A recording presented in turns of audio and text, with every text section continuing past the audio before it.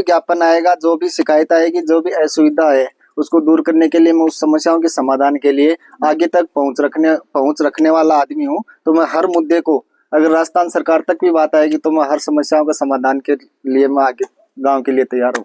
जी। नमस्कार दोस्तों, मैं आपका साथी सत्येंद्र, आसपास न्यूज चैनल से। और आज मैं पहुंचा हूं हरडिया ग्राम पंचायत के अंदर। हरडिया, मैं आपको जानकारी दे दूं, हरडिया और चिचड़ौली ये एक ही पंचायत थी। चिचड़ौली हरडिया का राजस्व गांव है और अभी नई पंचायत में चिचड़ौली है, वो पंचायत बन गई है। तो हरडिया के जो भावी सरपंच उम्मीदवार हैं वो आज हमारे साथ है और बड़े युवा नज़र आ रहे हैं आपको। तो हम इनसे बातचीत करेंगे और सारी जानकारी लेंगे भाई पंचायत में कौन कौन से मुद्दे हैं जिनको लेकर इनको सरपंच के लिए आगे आना पड़ा है। तो हम बातचीत करेंगे। नमस्कार भाई साहब। नमस्कार भाई साहब। सबसे पहले तो आप अपना जो परिचय है वो हमारे दर्शकों को दे दीजिए। साहब, मेरा नाम राकेश लांबा है जी, ग्राम हरडिया से हूँ जी। ग्रेजुएशन मेरी MA BEd है जी। तो सर, आपने जो सरपंच का चुनाव है जी सर, उस पे आप एक भावी उम्मीदवार उभर के आ रहे हो, तो क्या कारण है, कौन से ऐसे मुद्दे हैं जिनको लेकर आपको ये दिख रहा है भाई ये मुद्दा है गांव का, ये कंप्लीट नहीं हो पा रहा है? तो कौन कौन से मुद्दे हैं जिनको आप लेकर चुनाव लड़ोगे?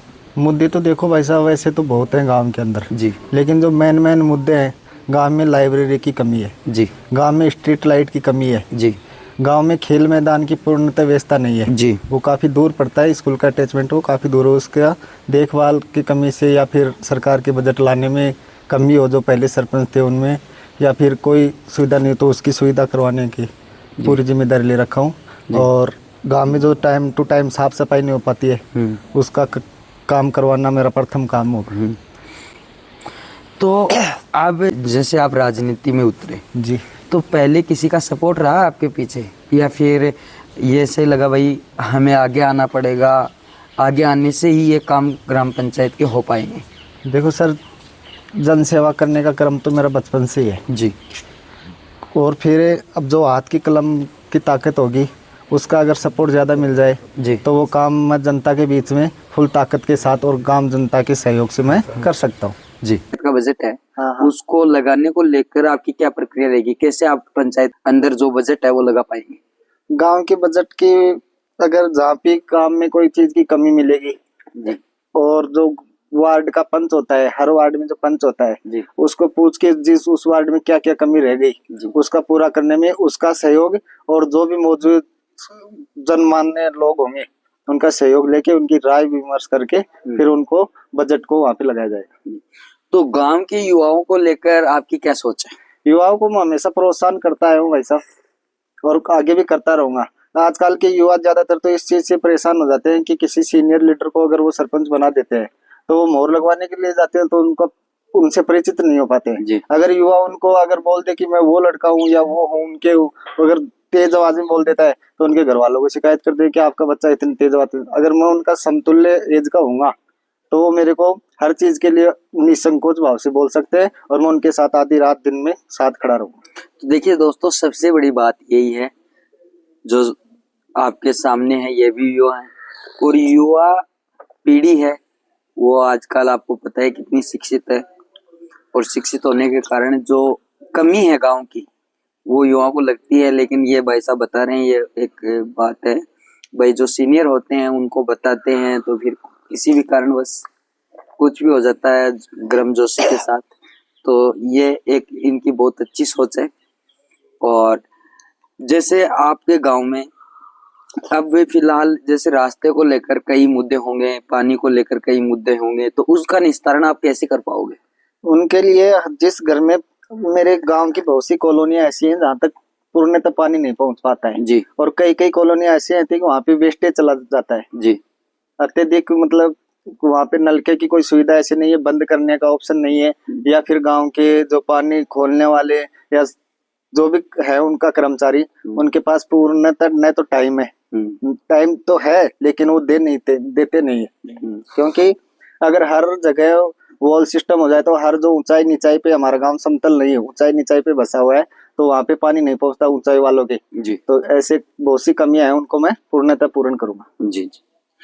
तो एक बार जो अभी तक सरपंच रहे और जो काम है गांव के पंचायत के वो पूर्ण नहीं कर पाए, तो उसको आप कैसे पूर्ण कर पाओगे? उसको पूर्ण ये है कि भाई साहब, पूर्ण करने में तो वो भी चलो मेहनत अपनी कर रहे थे, लेकिन उनकी सूझबूझ से या तो दूर रहा होगा, जी या फिर उनके दिमाग में, या फिर किसी ने ऐसी राय नहीं दी होगी, या कुछ वो समझ नहीं पाए जी कि इस काम को किस तरीके से किया जाए। जी वो उनकी कमी रही होगी। उसको मैं पूरा सोच समझ के और हर बड़े का छोटा का सबकी राय लेके उसको पूर्णतः करने की कोशिश करूँ। तो मेरा सवाल रहेगा आपसे, जैसे गांव के लोग हैं, गांव के लोगों के साथ जो भी सरकारी योजनाएं होती हैं, जी सर।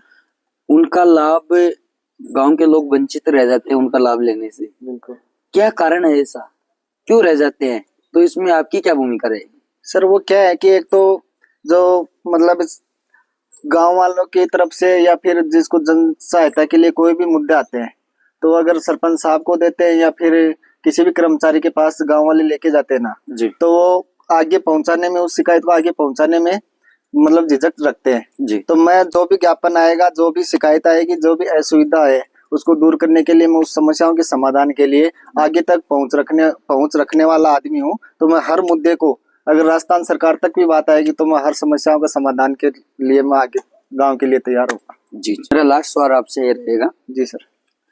जैसे गांव में महिलाओं की सुरक्षा को लेकर भी बहुत से मुद्दे उठते हैं, बिल्कुल है। तो उनको आप कैसे देखो? महिलाओं की सुरक्षा के लिए गांव के अंदर स्ट्रीट लाइटें होंगी रात के लिए, अगर निकलने जाने के लिए उनको डर नहीं रहेगा। जी। अंधेरा का पूर्णतः दूर किया जाएगा और लाइट की व्यवस्था की जाएगी। जी हर जगह उनके लिए कोई भी मतलब साधन की देख लो, या फिर कॉलेज लाइब्रेरी में बच्चियां जाती हैं, तो उनकी लाइब्रेरी के लिए गांव में व्यवस्था करवा देंगे। कॉलेज के लिए उनके लिए वाहन की सुविधा भी सोचेंगे कि अगर ऐसा हो सकता है कन्याओं के लिए, तो वो पूर्णतः मैं बहन बेटियों के लिए पूरी मदद करूंगा। जी जी। तो देखिए दोस्तों, युवा सोच के साथ ये उतर रहे हैं मैदान में, और मेरा यही कहना है, मत आपका अधिकार है, और मत जहां पे करना है वो गांव के विकास के लिए करना है। मत जहां पे करो सोच समझ के करो, और एक ऐसे आदमी को मौका दो, ऐसे युवा नेता को मौका दो, चाहे वो इन्हीं की बात नहीं मैं कर रहा, किसी को भी देख लो जो गांव के लिए काम आ सके।